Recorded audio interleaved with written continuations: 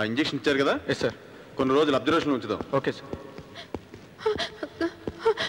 ఎలా ఉందండి? He's out of danger.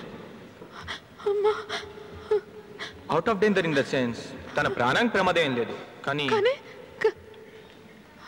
అంత నుంచి పడ్డం వల్ల తలకు చాలా గట్టి దెబ్బ తగిలింది. He is totally disabled. ఎవరిని గుర్తుపట్టలేడు, మాట్లాడలేడు. ఒక రకంగా ఇది చావు కంటే పెద్ద శిక్ష. సిస్టర్, పేషెంట్ దగ్గర తీసుకోండి.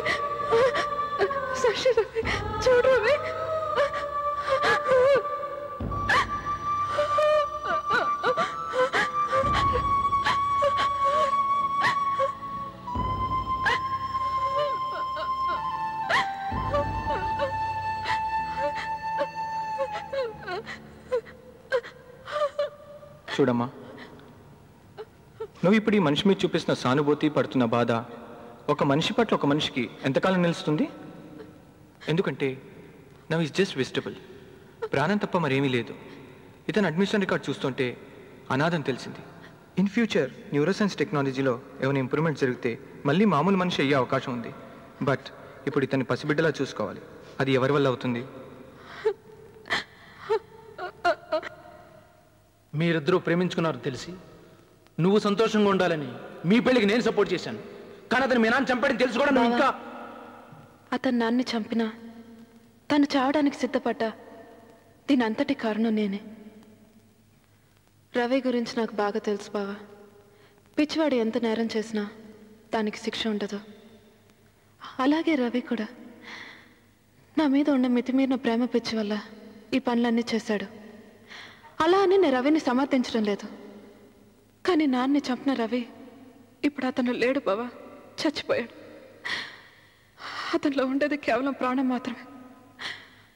తల్లి కడుపుల నుంచి అప్పుడే బయటపడ్డ బిడ్డకు అతనికి తేడా లేదు బా. అందుకని అతను సేవలు చేస్తూ ఉండిపోతావా? చూడు శశి, నన్ను పెళ్లి చేసుకోమని చెప్పట్లేదు, కానీ పెళ్లి చేసుకోనంటే నేనే కాదు ఇంట్లో ఎవరూ ఒప్పుకోరు. అర్థం చేసుకో. నా వల్ల ఎవరికైనా చిన్న నష్టం జరిగితేనే నేను తట్టుకోలేను. అలాంటిది నా వల్ల ఒక మనిషి జీవితమే నాశనం అయితే నేను ఎలా తట్టుకోగలను? పెళ్లి చేసుకుని జీవితాంతం ఆత్మవంచన చేసుకుంటూ నేను బ్రతకలేను. నా వల్ల కాదు బావా. ఇంకేం చెప్పదు.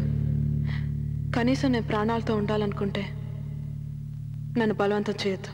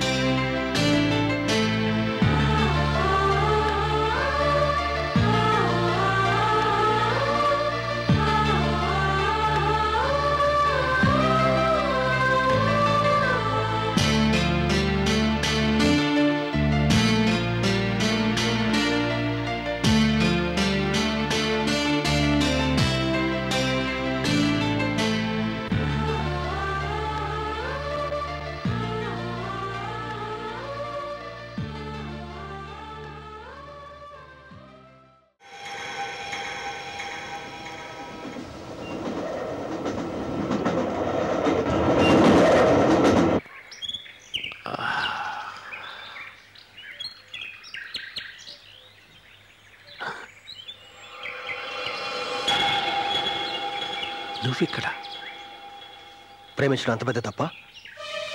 అంటే నువ్వు నా బిడ్డను